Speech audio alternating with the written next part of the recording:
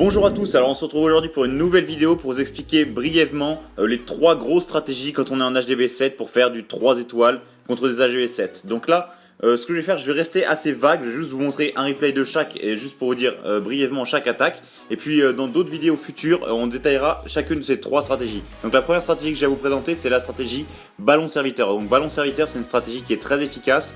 L'intérêt de toute façon c'est de détruire les défenses anti-aériennes assez rapidement. Donc là on a vu qu'en bas il en a détruit une et là avec des sorciers il a détruit l'autre. Faut bien à chaque fois regarder le type de base contre lequel on s'attaque. Mais normalement de toute façon si on applique bien le ballon serviteur, on peut faire un 3 étoiles comme les stratégies que je vous présentais.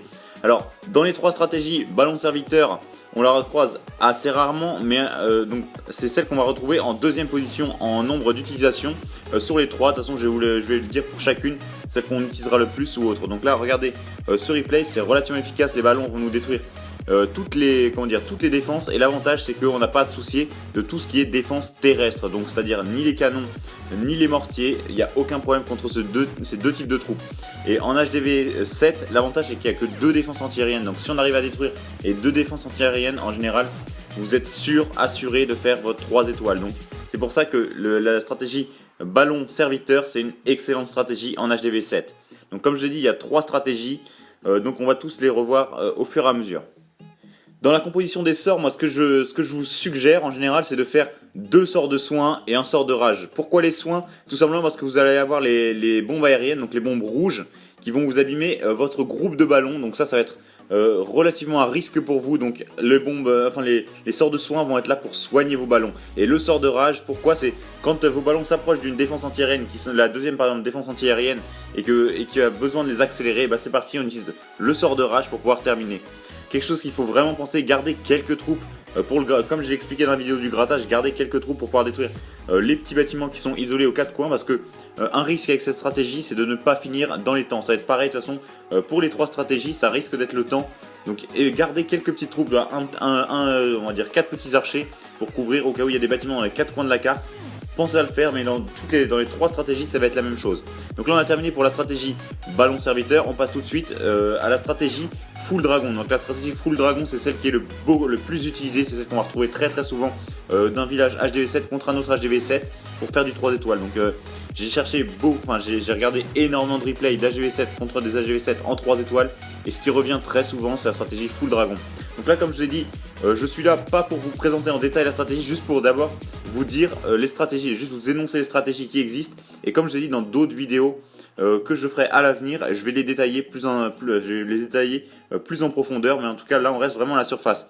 Donc le full dragon, ce qui est très intéressant c'est que c'est des troupes qui sont très solides, et l'avantage c'est que on peut avoir des dragons à ce niveau là de niveau 2, et on sait que la défense, il peut y avoir que 2 défenses anti-aériennes pour un HDV7. Donc encore une fois ça reste très solide. Même remarque, les canons et les mortiers ne feront aucun dommage. Et autre gros avantage aussi, c'est qu'en HDV7 il y a le roi mais il n'y a pas la reine, et c'est vrai que le roi n'attaque pas tout ce qui est aérien. Donc là encore c'est un autre avantage de jouer l'aérien quand on est en HDV7. Donc là regardez, dans ce replay on est déjà à 74%, tout se passe très bien, les défenses anti-aériennes ont été posées, détruites assez facilement.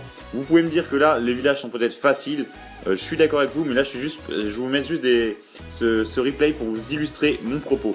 Donc là 85%, en plus le roi vient taper, si en plus vous avez le roi ça va permettre d'être beaucoup plus rapide.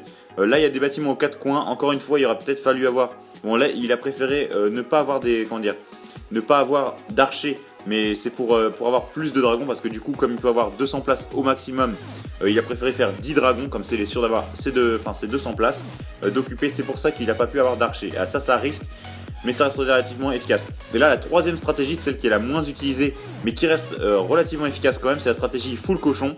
Donc j'ai eu énormément de mal à vous trouver ce replay. Pour ceux qui m'ont croisé ces derniers temps, ils sont au courant que j'ai pas mal recherché un replay comme ça, et donc merci Latif de l'avoir fait. Donc la stratégie full cochon en HDV7 elle est extrêmement puissante. Par contre c'est sur les trois stratégies, c'est celle où il va falloir faire le plus attention. Pourquoi? Tout simplement parce que les cochons en HDV7 ils craignent énormément les bombes géantes, et donc il va falloir faire attention dans les bases s'il n'y a pas trop de trous de 2x2, donc c'est-à-dire là où il y a des emplacements de bombes géantes. Là dans ce village il y a juste une possibilité de trou de 2x2, mais on a nos sorts de soins, donc regardez, là il place ses cochons, et on voit que dans le trou 2x2 il y avait une Tesla, donc c'est vrai que ça va pas nous poser problème, les cochons risquent pas de croiser deux bombes géantes en attaquant toutes les défenses, donc là ça va être un 3 étoiles qui va être relativement normalement facile à faire. Donc en sort, ce qu'on peut avoir c'est par exemple 2 soins et un rage. De toute façon les soins seront nécessaires parce que les chevaucheurs de cochons ont très peu de vie. Enfin, c'est vrai qu'au fur et à mesure du jeu, ils ont descendu leur vie et leur force. Donc maintenant, les chevaucheurs de cochons ont très peu de vie et donc il y a besoin souvent des sorts de soins pour pouvoir les maintenir en vie pour qu'ils puissent terminer toutes les défenses. Et l'avantage, c'est qu'une fois qu'ils ont détruit toutes les défenses, les chevaucheurs de cochons sont des troupes qui sont relativement rapides. Donc vous allez avoir plus de facilité à finir votre attaque à 100%. Donc regardez, en plus il a gardé pas mal de troupes. C'est vrai que c'est important de faire un mélange donc avec beaucoup de cochons. Donc ça c'est le full cochon. Mais aussi de garder quelques barbares et archers, mais là il en a gardé beaucoup, donc ça c'est bien, pour pouvoir détruire des troupes du château de clan adverse, parce que ça c'est très important. Cette stratégie elle est très sensible. S'il y a des troupes dans le château de clan adverse, vous êtes obligé de détruire tout ce qui se trouve dans le château de clan adverse avant d'attaquer, sinon je vous garantis que ça va être un fail. Et analysez bien la base avant, si c'est une base qui a trop de trous à l'intérieur, des deux trous 2x2 qui peuvent contenir des bombes géantes, évitez d'attaquer avec cette stratégie aussi, mais autrement cette stratégie est redoutable. Donc voilà, qu'est-ce qu'on a? On a 100%, donc c'est une très belle attaque. Et donc c'est une très grosse stratégie. Donc on a vu nos 3 stratégies. Donc j'espère que cette vidéo vous a plu. Si c'est le cas, n'hésitez pas à me le faire savoir dans les commentaires et me dire ce que vous en pensez. Donc si vous avez aimé cette vidéo, donc je vous ai dit, n'hésitez pas à déposer un like et me le dire dans les commentaires. Et si vous voulez voir plein d'autres vidéos, n'hésitez pas à vous abonner à ma chaîne YouTube. Allez, à bientôt!